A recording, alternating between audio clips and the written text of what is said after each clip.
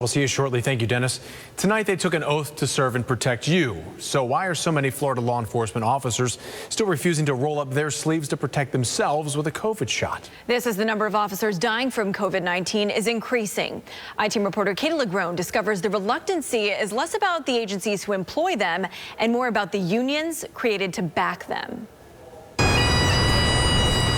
It's become disturbingly familiar.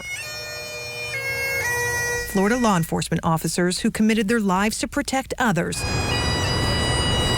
could not protect themselves from the ultimate consequence of COVID-19. Now considered the single highest cause of death among law enforcement, more than 630 officers nationwide have succumbed to the virus, according to the Fraternal Order of Police, which tracks reported deaths. Florida among states that have lost the most officers to the illness, 57 and counting.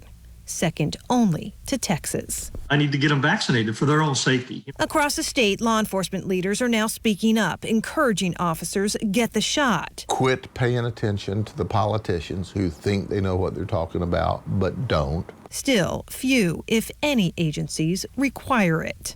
Not necessarily because sheriffs and chiefs don't want to, but we've discovered unions won't support it. As a union head, we don't like being mandated and pushed into anything like that. John Kazanjian leads Florida's Police Benevolent Association, the largest police union in the state. He's vaccinated and encourages officers take the vaccine, but says younger officers 45 and under remain reluctant. A lot of them say there's not that much data on it, and so why am I going to get it? I'll wait.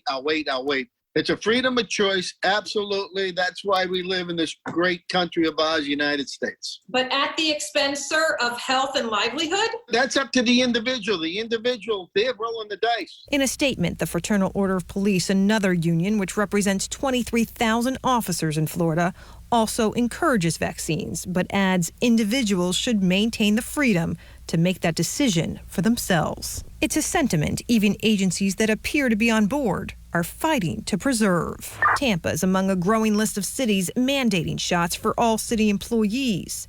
City police, no exception. So are officers happy about this? I guess we're going to find out. The city's police union still has to vote on a tentative agreement. It's not clear how many law enforcement officers remain unvaccinated. Most agencies don't track.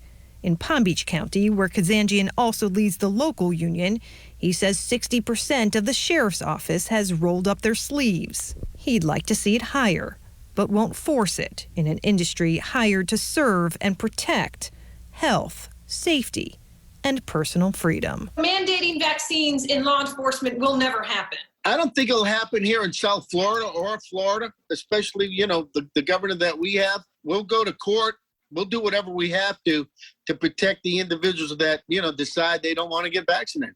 Some agencies are trying to incentivize with money and time off. Still, the reluctancy and the debates continue. I'm I-Team investigator Katie LeGrone, taking action for you.